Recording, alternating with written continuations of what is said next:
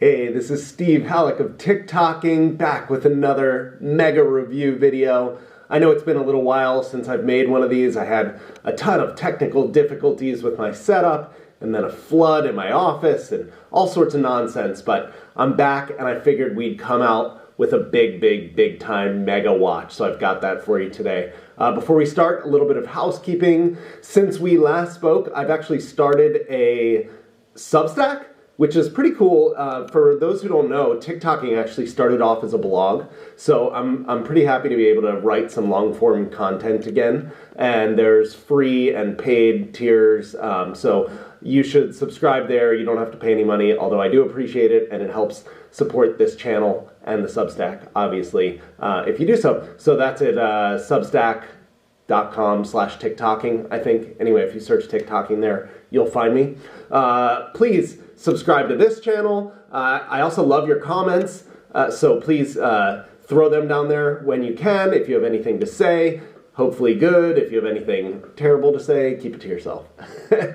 All right, let's dig right into one of my all-time favorite pieces, and I'm going to give you some of the history and everything that makes this watch amazing, and we're just going to dig into it. But before I start, I want to set the table. We're talking about Lange, Lange & Söhne, the famed German brand here in Glashütte, Germany, and Lange's had a very interesting history, as has that entire part of the world. So in the 30s, the Nazi Party nationalized the factory, basically, and that was the end of the original Lange, which was the premier German watch brand. They nationalized the factory as they nationalized everything, and they forced all the watchmakers in the country, basically, to make pilots' watches for the Luftwaffe. And in fact, they even went into the factories, and they had offices in the factories themselves, managing everybody, forcing them to do all of this. So, pretty devastating. Obviously, that alone destroyed the German watchmaking scene. So, war ends, and unfortunately for Lange, the country is split apart, and the east part is given over to the communists. So now you've got the great Glashütte, cradle of German watchmaking, under communist rule, and they just completely destroy it. So now, not only are they not making nice watches, they're not even making military watches, they're just totally gone as an entity, basically. And it goes that way for the next 40-ish years, okay? So now we're in the late 80s and early 90s, the Berlin Wall falls, communism is defunct, in theory, more or less, and business starts pouring back into East Germany. And luckily, there was a descendant left of the Lange family, Walter Lange, and he revives the Lange brand with the ancient sort of German know-how and bringing together all of the top minds of the German watch industry with a guy named Gunther Blümlein, who was sort of the mastermind and kind of money behind all of it. So the two of them joined forces, and in 1994, they relaunch the storied Lange & Söhne brand to the world. You guys know the rest is history, and it's become, clearly one of the top brands. Oftentimes, the nicest watches from any big brand come from Lange, and so here we are today. But we're going to travel back to that moment in 1994, and we're going to see a little bit about what they've done there, because today I have the Pour le Merite Tourbillon for you guys. Now, in 1994, when they relaunched the brand, they launched it with 4 models, and at the very top of the range was this Pour le Merite Tourbillon, which was supposed to be kind of the showcase of what German watchmaking could do. So this was basically the watch that sent Lange on their current trajectory where we are right now. So let's just dig into kind of the particulars about the watch. They made 200 of them, 150 in yellow gold and 50 in platinum. There's a couple little, one has been lost and made into a weird, I think Benzinger engraved, like took one of these and made some weird watch with it. So that one's gone. There's also a couple unique pieces in there. Walter Lange had the #1 yellow gold piece, so that one's in the Lange Museum. So there are not many of these extant, and very, very few of the platinum, only 50 of these, and they are platinum and silver dial, and I think the kind of most desired, most rare, and most stunning version for a lot of good reason. So this one has been kept in kind of museum quality condition, and we're going to dig in. So in the 90s, it was really uncommon to have a tourbillon in a wristwatch, and it was like considered the tour de force show of a watchmaker's prowess. So already that's a big deal. I know now this is kind of commonplace and it's hard to put yourself in those shoes because I've got tourbillons all over my channel, but this was a big, big deal back then just to have a tourbillon. But in addition to the tourbillon, you have in here, let's see if I can focus here, a chain and fusee mechanism. This is the first time ever that a chain and fusee was used in a wristwatch. And you guys who are familiar with my channel may have seen the chain and fusee in the Breguet Tradition Tourbillon video. It's still incredibly uncommon. Also, of course, the Romain Gaultier Logical 1. Very uncommon to see, very difficult to achieve. It's a constant force mechanism. But here we have, in 1994, a blending of a chain and fusee and a tourbillon in this wristwatch to relaunch the brand. This was a big deal on the horological scene, right? All of it is in kind of a perfectly proportioned, I think it's either 38 or 38.5 millimeter case. Really nice thickness, gives it that Lange feel. You know, Lange has that kind of solid feel, but still in a very, very super wearable size. You've got the blued hands. Over here is the seconds, and the seconds automatically stop at 0 when the power reserve runs out. So that's another really cool horological, feature that actually is really practical. You get back to your watch, you want to reset it, and it's already at 0 seconds, so you can set it perfectly with the time. And here's a power reserve. Now I've got to show you this. I've done a little short video on this, but this is the best winding watch probably ever, certainly that I've ever come into contact with. And I think it's mainly because the chain and fusee provides a basically direct linkage between the winding system and the tourbillon. You'll see when I start it, the tourbillon just instantly starts up. It's almost like you're reaching through and touching it yourself. It's pretty incredible. Let's give it a go. Unbelievable, like butter, and it just comes to life with the smallest breath.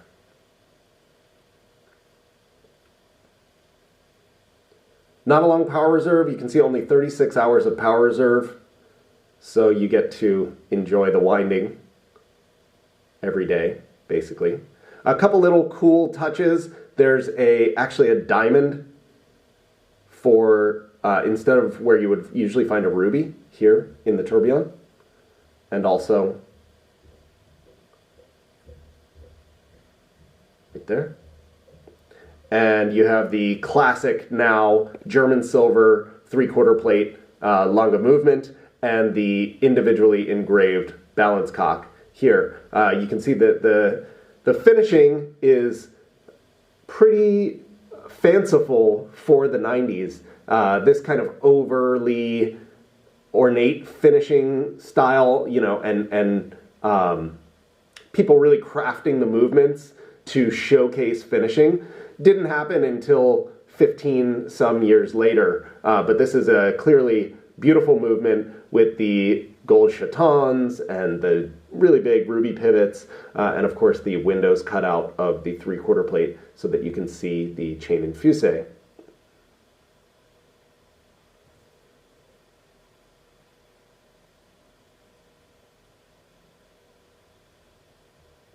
So, okay, this is an incredible object, and already then, there are very few watches that are just this nice, just as a watch, you know? It's a pretty rare thing to find something that's kind of this perfect.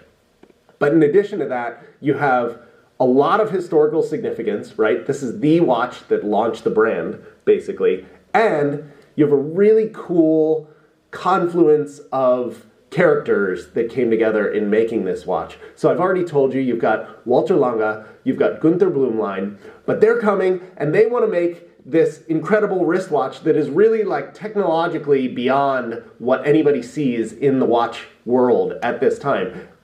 They don't know how to do it, actually. So they call Giulio Papi of Renaud & Papi, who makes, now is kind of best known for the very, very, very high-end Richard Mille tourbillon movements. And they call him, and they task Giulio with making this actual movement there. Doesn't end there, because guess who's actually in charge of the project in the Renaud & Papi workshop at that time happens to be Bart and Tim Gronefeld.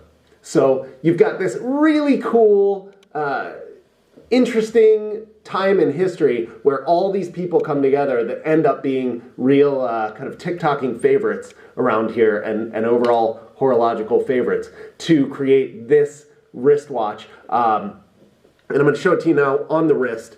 It's just spectacular. I mean, the worst part of this whole watch is that the value of it has gone through the roof, and so I can't really wear it as much as I would like to. But you can see it's almost the ultimate like daily wearer, right? If I had all the money or wasn't concerned, you know, in my opinion, there's almost no way to keep this from being $1 million watch someday, especially in the platinum variant with box and papers. You just don't see these anymore. And so me personally, I can't just walk around with $1 million watch on every day. But if I could, or back when these were about 200 to begin with, still obviously a lot, but a little bit more havable and more normal for this channel. It's just incredible on the wrist. Super easy to read the time. You've got the beautiful tourbillon, but the overall proportions are just absolutely stunning. And it takes to different strap colors really nicely. I like this kind of lighter brown croc. It makes it a little bit casual, but still is nice enough to kind of match the overall needs of such a significant watch.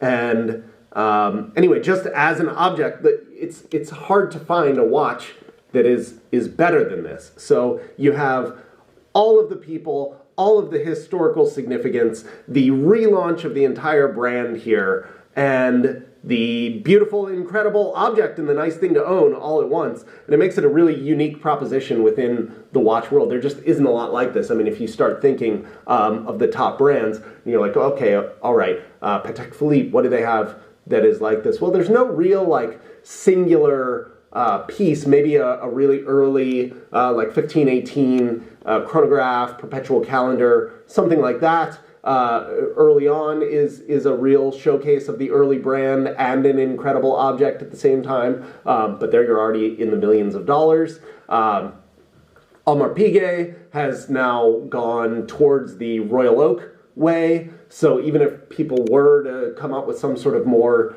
kind of classic AP piece, it really wouldn't have shown the direction, maybe like an A-series Royal Oak, but they're kind of the same as what you get now, and certainly not like a horological tour de force. Vacheron Constantin, same thing. You're thinking like, okay, well, what's the piece? Maybe their really early minute repeaters are beautiful, but that's not something that's sort of like in the public consciousness and really still a very esoteric thing. So there's really not a lot like this, and the way that it bridges the now big time, now Lange is a big Richemont brand at the highest end of the biggest, and also pulls in all these references from the independent watch world is a pretty cool thing. So I'm going to show you, because I have some other cool stuff in the office, a few other references here that's always interesting to see stuff together. Check this out. So this is what we've just been talking about, but check it out next to this. This is a Lange-produced BR, which is actually the pilot's watches that they were making at the time. And you can see, obviously, the inspiration for almost everything we know as a pilot watch now. Now, a lot of factories made these because all the factories were forced to, but when you pull off the back, it tells you which company actually made the movement and where they were assembled. This one is an all Lange created BR, which is pretty rare in itself.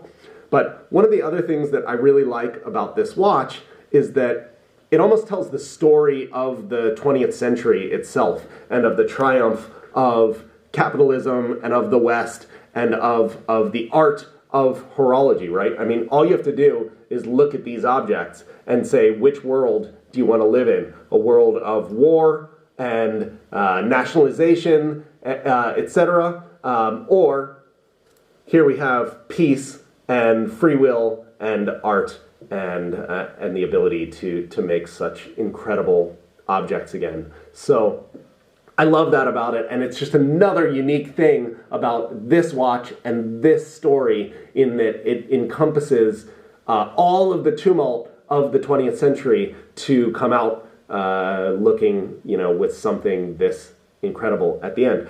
Also right here, I happen to have one of the pretty early Lange 1s. This was another of the launch, so of the 4 launch pieces, the Lange 1 was the other one, and of course meant to be the sort of flagship, maybe flagship is wrong word, but the more normal, everyday brand piece. So this one, actually, because I can't wear this one because it's just too valuable, I leave it in the bank vault.